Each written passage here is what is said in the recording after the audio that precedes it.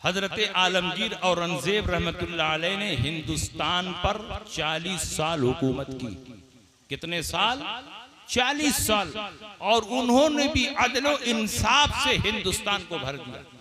किसी के साथ जुल्म नहीं किया, किसी के साथ ज्यादती नहीं की। ये सिर्फ उनको बदनाम किया जाता है कि फलां के साथ ये किया, फलां के साथ वो किया। निहायत अदलो इंसाफ के साथ उन्होंने 40 साल हुकूमत की है। एक दिन ख्वाजा गरीब नवाज के दरबार में हाजिरी देने जा रहे थे। तो आप अजमेर गए हैं कि नहीं गए हैं?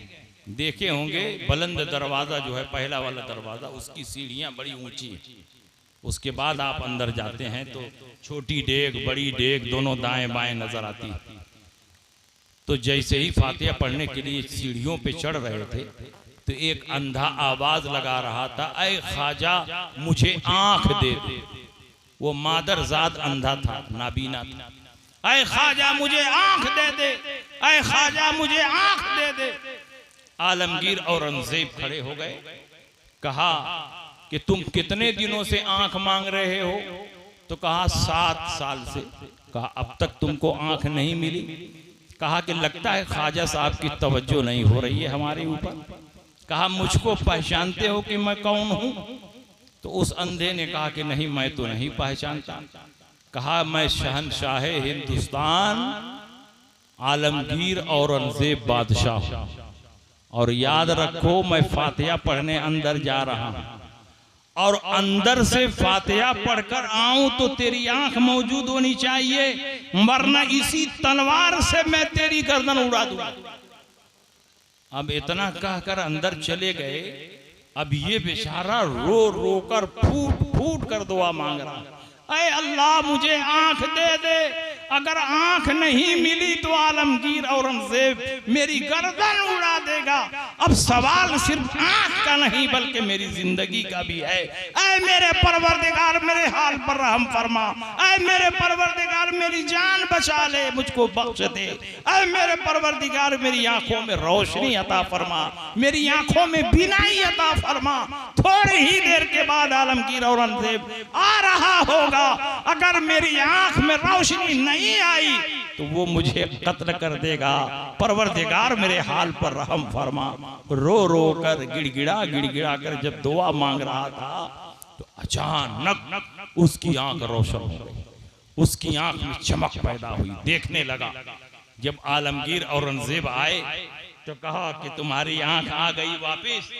कहा हमारी आंख वापिस आ गई। कहा 7 साल से मांग रहे थे वापिस नहीं आई, और आज तुम्हारी आंख वापिस आ गई, आंखों में रोशनी वापिस आ गई। कहा लगता है ख्वाजा साहब की तवज्जो आज हुई है, पहले नहीं हो रही थी। कहा ये वजह नहीं है, पहले सिर्फ जबान से मांग रहा था, और जब मैंने गर्दन उड़ाने की धमकी दी है तो तू रो रो कर गिड़गिड़ा कर दिल से दुआ मांगने लगा, इखलास के साथ दुआ मांगने लगा। और जब बंदा दिल से अल्लाह के वलियों के दरबार में उनको वसीला बनाकर अल्लाह से दुआ मांगता है तो परवरदिगार आलम उनकी दुआ को कबूल फरमाता। ये है अल्लाह के वलियों की शान। इसलिए आप अल्लाह के वलियों से अपना रिश्ता मजबूत रखें, अल्लाह के वलियों का उर्स मनाते रहें, उनके नक्शे कदम पर चलते रहें, और अपने दीन अकीदे को और अपने मजहब और मसलब को मजबूत करते रहें, और जलसे को बामकसद बनाने की कोशिश करें। ऐसा बामकसद जलसा कि लोग जब जलसे से उठकर अपने घर जाएं तो उनको कुछ नसीहत मिले, कुछ फायदा मिले।